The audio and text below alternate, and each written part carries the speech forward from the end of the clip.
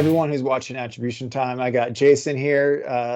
Not only do I think attribution is such a great, useful tool in the business world, it also brought Jason and I together. And a fun little story. Jason and I actually grew up together. We used to sit in primary school making dough balls and trying to trick people into opening them cartons of milk that were already open. That's what you do as a child.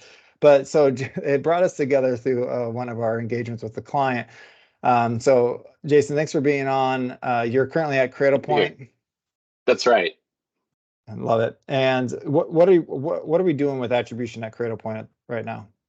Well, a little bit more than dough balls these days. Yeah, that's right. That was really fun though to see you after like 30 years on a random call about attribution. But no, these days it's really focused on trying to wrangle a Marketo instance that's been a few years old, and helping a company go from mid-sized to enterprise. Which is a lot of fun. A lot of different stakeholders involved in that process, and a lot to build, but that's part of the fun. Yeah, because Cradlepoint, for those who don't know, right? I had to learn about Cradlepoint when I was engaging with them way back when. I engaged with them before acquisition, actually. So you're post acquisition. So this actually will be a fun dialogue because pre-acquisition was like really trying to understand how we scale. And there's a few different aspects to the business model that I think is helpful to understand how to measure attribution and things of that sort. Mm-hmm. So one is the big one was selling routers for internet, right? That's right. Okay. And then there's another aspect. So yeah, like that was the B2C. There was kind of a B2C and then there's like a B2B. Can you remind me again, what's the main ways in which they're going to market right now? Yeah, totally. And so, Cradlepoint is a Ericsson company, part of the Ericsson portfolio, and wireless hardware is definitely kind of like the bread and butter. I think we were helping out in early days. That was the common vein, and still is. I think that it's more that there's a huge opportunity there with just thinking of wireless beyond. Most people think of their in-home routers and stuff like that, but companies need wireless capabilities too, and those scale differently, and you need different hardware, you need different software, you need different levels of security. So it's a cool space to be in, and any good marketing ops person's a tech nerd, and so it's always fun to kind of dive into the weeds there too. Yeah, you get to be on the tech side of it. So what are they so how are they using it, or what are they currently using for attribution? Sure. And then how are you working with teams, and maybe who are those teams that you're working with to help kind of roll out this idea of attribution, marketing attribution? Yeah, well, Cradlepoint's grown, and because of that, there are a lot more stakeholder groups at the table, and it's fun on the marketing ops side because we have kind of scaled our intake and our request process, so we get requests from all over the company. But we see kind of some common customers that you would expect to see in any enterprise, right? So you have kind of your different marketing teams, whether that's field marketing or demand gen, as well as kind of that customer team, and really like we're seeing more work in collaboration with like the customer success team, because they have a part of that customer journey as well. Along with obviously a plethora of sales teams that we work with and coordinate with, whether that's BDR teams, whether that's the inside sales teams. And so there is a lot of collaboration there, and obviously like there's the whole systems business ops behind that too, right? So there's sales operations, Salesforce teams, and the like. So it is a variety of stakeholders to work with. And then in terms of what we're doing with that, we're looking at campaign tracking through multiple lenses, right? And I think what I'm trying to work on now is making sure we have the right lens or frame of reference for the right stakeholder. And it's not a la carte. We have kind of we're setting up certain structures that we want to use that are shareable. But think about your typical Salesforce campaign architecture. That's kind of similar to what we're using. Really thinking about those campaign successes through like an Adobe Marketo lens.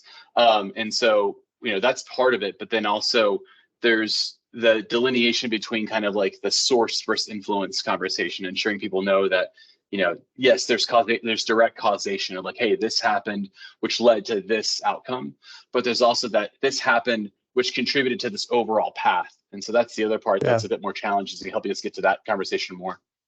Yeah. So is the primary reporting and analysis done in Salesforce? Is that, or like inside of a CRM, or are you looking at that? Are you pulling out that data that's being processed through attribution and then putting it somewhere else? So it's a little bit of both for us. Yeah.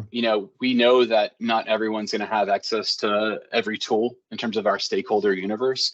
So we do have, dashboards that are kind of run out of our data warehouse. So that's definitely a pathway that we have, but we do have Salesforce reports and dashboards too, for those that are Salesforce users. So it really depends on kind of what that lens is, but, and also what that user is, but we do have a set of tools for that. Yeah. Okay. And then as we were kind of prepping for the call, I really liked what you were saying, and I'd love to hear more of your thoughts of this, around how you're maturing the attribution, but through that maturity, it's broken up, right? You just touched on, there's the campaign piece, but there's the click attribution. There's these different funnels in which you kind of work through to understand the value. You touched on that a bit, but can you go a little bit deeper into what that looks like, or maybe give a specific example of what that is? Yeah, you think about, one of like the buzzwords in our industry is kind of that customer journey, right? And like those different parts of the customer journey. Well, the part that we were mentioning is the fact that each of those different parts has their own little rabbit hole you have to go down, right? And when you want to tie that back to attribution, each of those different parts has its own lens of attribution. So, whether that's, the click interactions, and if it's the first click attribution you're giving to someone, or the last click, and then how that maps into like, form submissions and campaign memberships. And then from there, like, how do you map that into like the funnel journey that someone may take, right? So if you're using like a marketing qualified status or stage, like, and attributing that to some action, how are you thinking about that? And how does that pertain to that first click or that last click of their last web session or their first web session, So it's trying to kind of piece those different puzzle pieces together in a way that makes sense.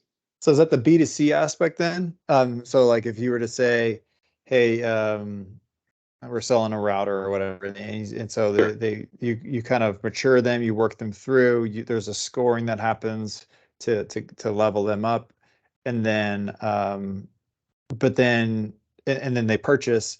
So what you're doing is kind of comparing, okay, this purchase, or the last click to that purchase, what was how did this MQL, like how did this moment of turning to MQL influence that?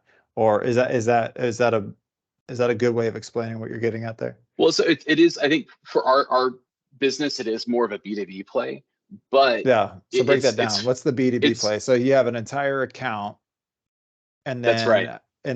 But there's multiple MQLs potentially. There's multiple stage changes that are happening there. So break that down for me then. Like, are you looking at specific stakeholders?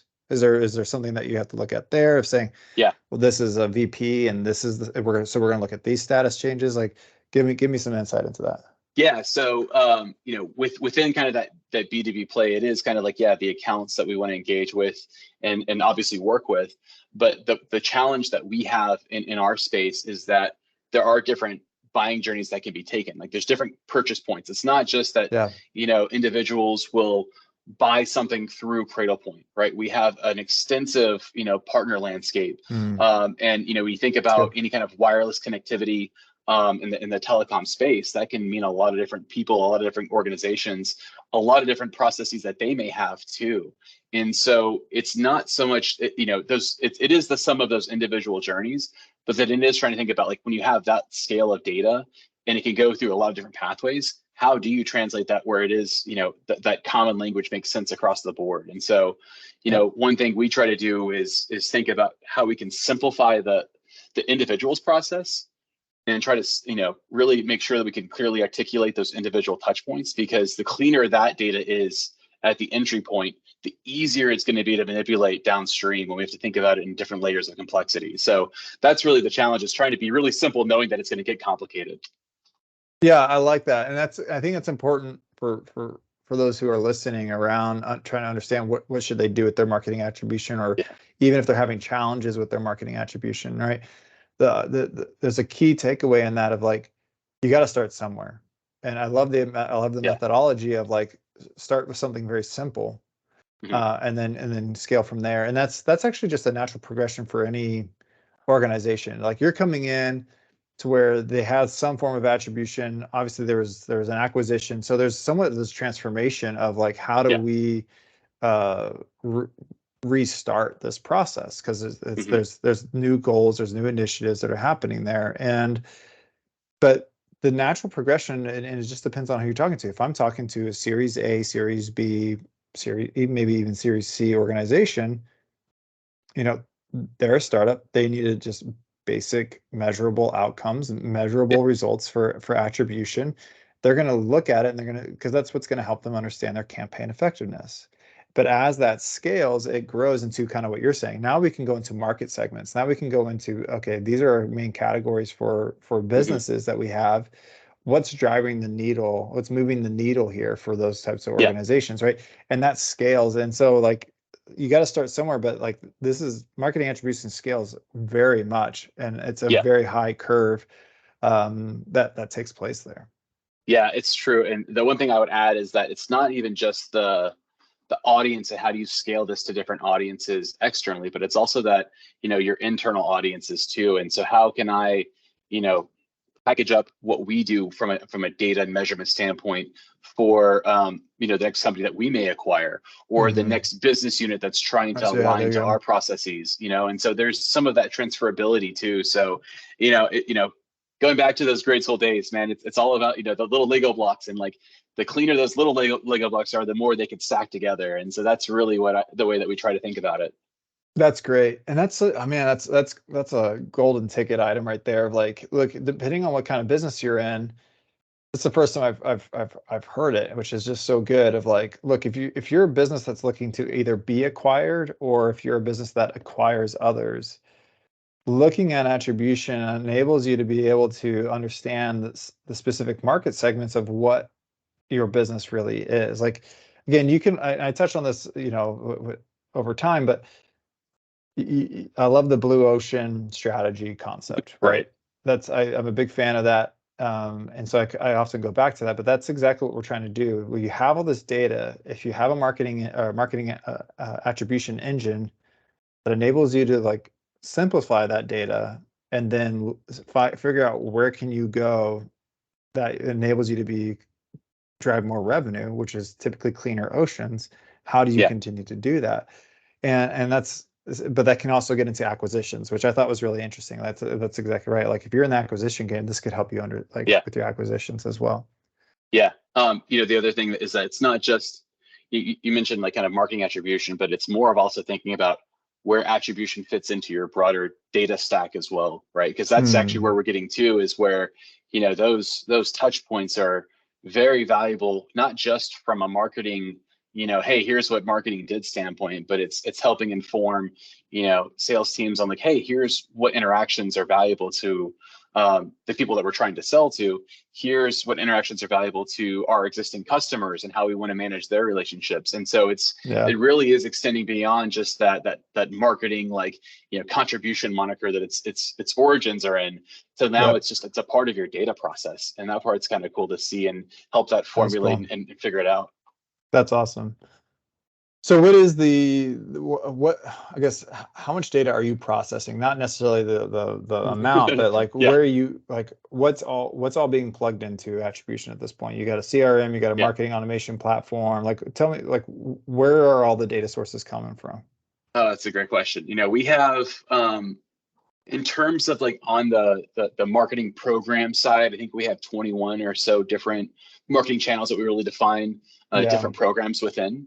And then, on top of that, there's different outlets that we can promote it on. So it's not just like, the webinar program we may run, or the webinar channel, or, or the public events that we would go to, but it's also how can we, showcase those in different places, both within our customer portal, whether that's through email, on our site, leveraging, our chat tools, so it's thinking about those different places of promotion, along with like those programs that we're kind of really like that is like the collateral pushing forward. So it's, when you combine those two, it gets exponential. Like I said, like 20 or so channels. And then I think in terms of different like promotion avenues for those different channels, like you could add on another like, I would say 8 to 10 places where you might see us promote something that we're doing, and that we'd have like a represented channel for.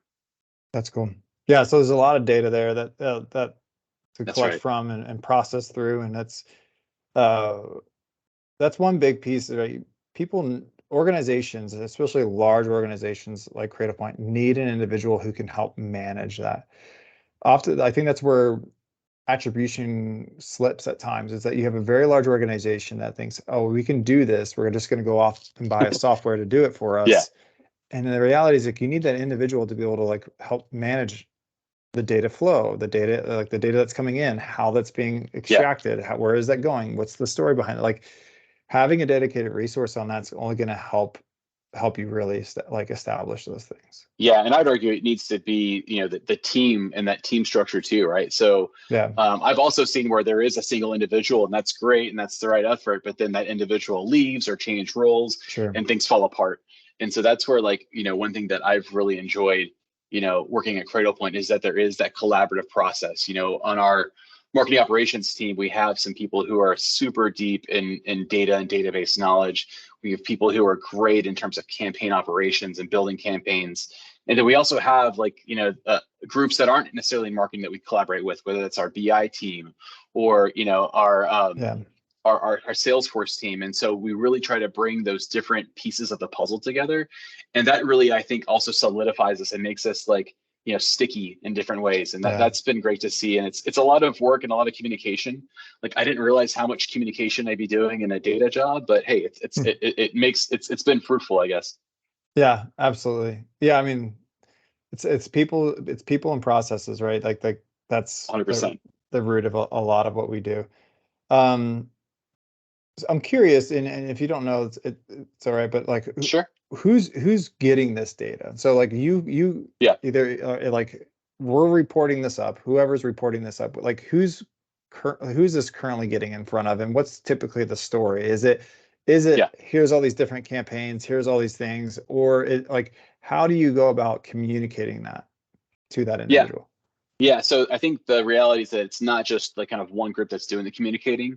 So Yep. a lot of times what our group does is really enable those other groups to communicate their efforts and their successes and their opportunities. And so, just looking at from a marketing, team lens, we have different groups within like our demand gen function that support different kinds of initiatives, different kinds of product lines, different kinds of industries or targeting or use cases.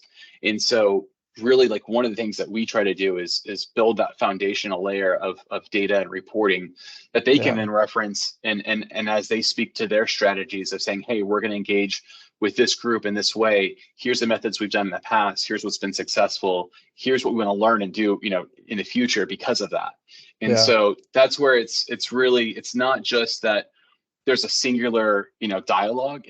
There's like 100 dialogues happening. And so it's trying to manage that so it is a common thread and that it is a common language and a common, point of truth. That's really important, and that's really key. Yeah, no, that's good. Yeah, it should be across multiple organizations or multiple groups, multiple business units, and everyone approaches it differently, and that communication can be challenging at times. So I appreciate the insight there, especially for how large Cradlepoint is. I mean, there's a lot of different moving parts. It's a lot going on. Yeah. All right. So what's the future? Like what if, or not even like, what's the future of marketing attribution, but also like, what would you love to see come of it? Like if you could actually control the outcome of marketing attribution, what does that hold for you? So beyond Cradlepoint, just the universe. Yeah. Of universe attribution. of attribution. Oh, I love that. I think that one thing that I've been able to do at Cradlepoint that I haven't done at earlier companies is, because at our scale, we have, a data warehouse. We have kind of that, repository. We're able to combine data quite easily. And I think that, there's already a lot of pieces that, a tool like Marketo measure. I'm trying to not say visible. I'm trying my best. The discipline's there, I promise. You got it. But trying to, there are those touch points that bring a lot of data together, but there is a broader connection across different data sources and across different narratives that can be joined together through it, like a data warehouse. So I think that's where I'd love to see how we evolve that and think about touch points. Like I mentioned before, we talked about marketing attribution, but it's really attribution and it's really interactions at a certain point. And we're really thinking about this as a common language. And like I almost see, there is like those attempts of saying, well, like, there's a customer data platform or there's that kind of play. But they, sometimes those tools are really, they have a B2C focus and like they're kind of a, here's the touch points up to a purchase. But I think it's good to think about the lifespan of your customers and kind of thinking about like, what are those different data that roll together that are meaningful together that I'd love to see more of. And that's what, it's fun to try to sandbox some ideas on how we can connect data in different ways and different lenses of attribution like we talked about.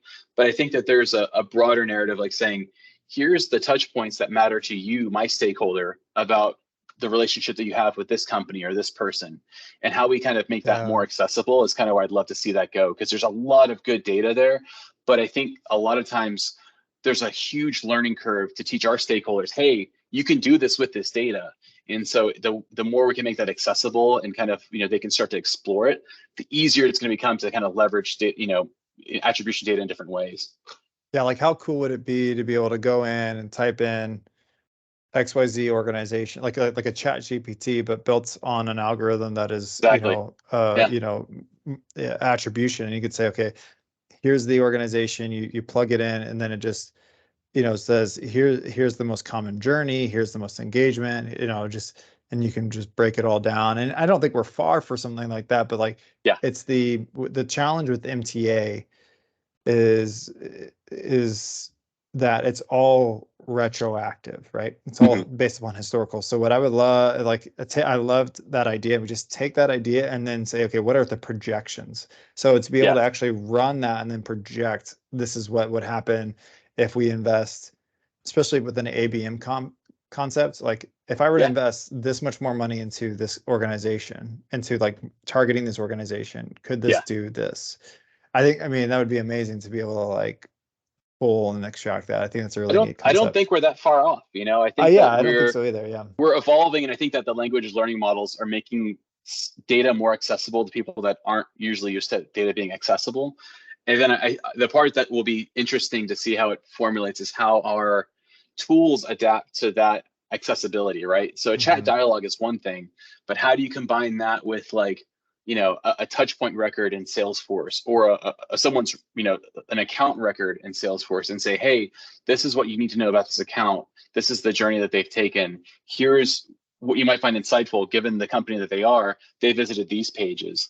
Like, I think that surfacing those kinds of crosshairs, like the data is there, the structure is there, and the context is there. But I don't know, I think I see a future where like we're able to see that adapted to the right role that's looking at it. And that'll be a cool place to be. Yeah, I agreed. Jason, thanks so much for being on Attribution Time. Great to be here. Such a solid conversation. I really love how we were able to just dive into a very specific, like, this is how Cradlepoint's approaching this. This is how this is like real life, how we function through this rather than this generic idea of attribution. So I appreciate you taking the time today. Yeah, great to be here.